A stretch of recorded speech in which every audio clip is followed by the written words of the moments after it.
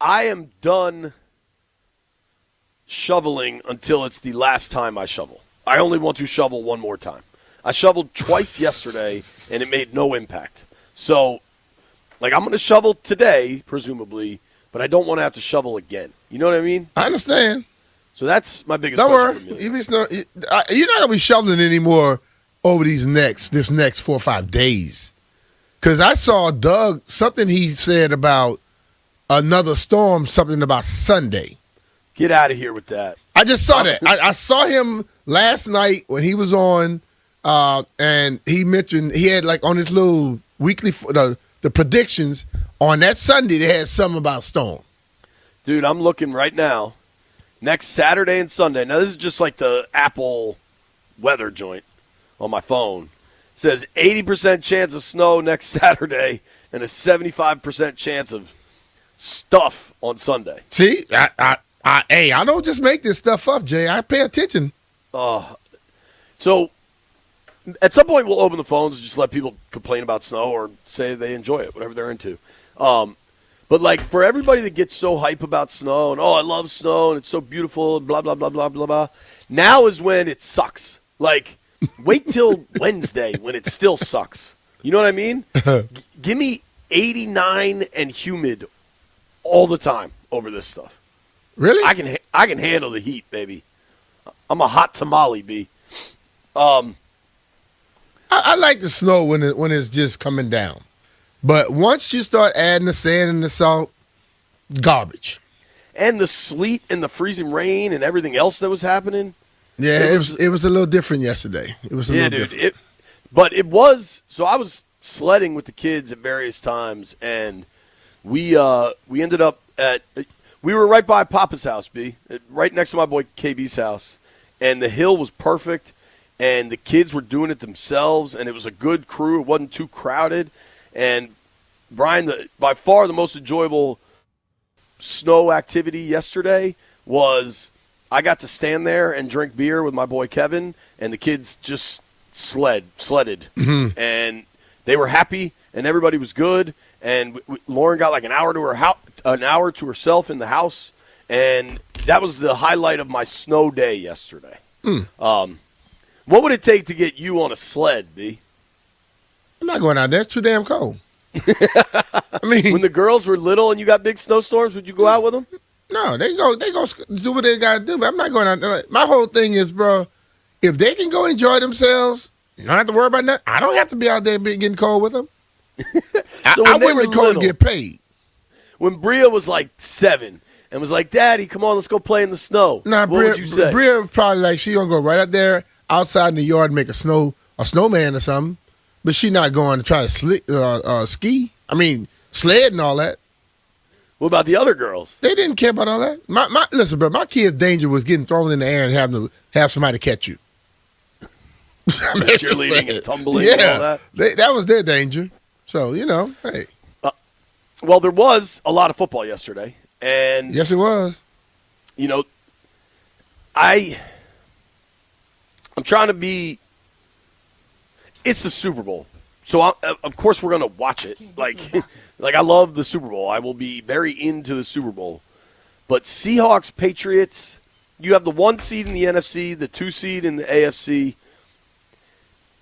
We've gotten used to the Niners, the Eagles, a ton of star power with those teams. Uh-huh. We've gotten very used to the Chiefs, Patrick Mahomes, Travis Kelce, Andy Reid, Taylor Swift. We've gotten used to these mega event Super Bowls, and this one kind of just feels like a football game. Is that fair? Does that seem does this matchup have you fired up, B? It does. Anytime I got a matchup, because what I'm looking at now is the defenses seem to be the leading aspect of this thing. Sam Darnold now got me a little fired up because I think now you got to give him a little credit, bro. The man stood up. So, dude, and he's been doing it a lot this year. You listen to him yesterday. He basically had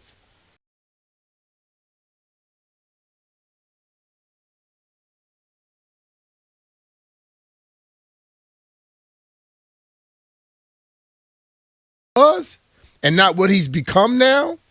because yes, he faltered last year, but this year, dude seemed to be standing up.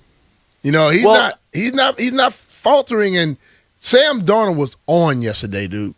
He was really good.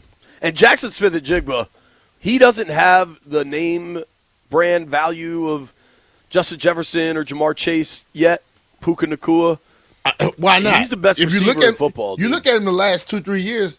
He was the best receiver. He's done enough to already have that. I think what it is, once we get somebody there, we always want to say, well, the person isn't it yet. You just watch his play. My question was, why in the hell is he always open? Do they not understand? I know he was lining them up, and I'll say the coordinator of the Seahawks was lining him up in the backfield, slot all over the damn place. When he lined up in the backfield, it's as if the Rams forgot that he was on the damn field. Darnold yesterday, 25 of 36, 346, 3 touchdowns. Jackson Smith-Njigba, 10 catches for $153 and a touchdown.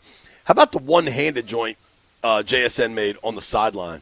That was such an outrageous catch, and he did it with such ease. Now, the Rams were really good, too. Stafford was excellent. 22 of 35, 374, 3 touchdowns.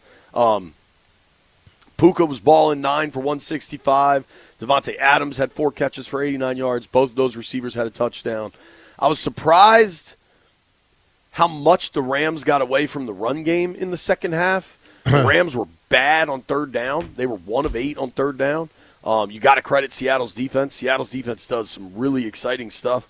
Eventually, we got to get to the Commanders' defense coordinator situation, and I continue to land in a spot where I continue to become cooler and cooler with Carl Scott, and especially a lot of these other dudes aren't available anymore. We'll get to all that. But, I couldn't help. The entire game swung on one thing, and it was special teams. The Rams' special teams have been up and down all year.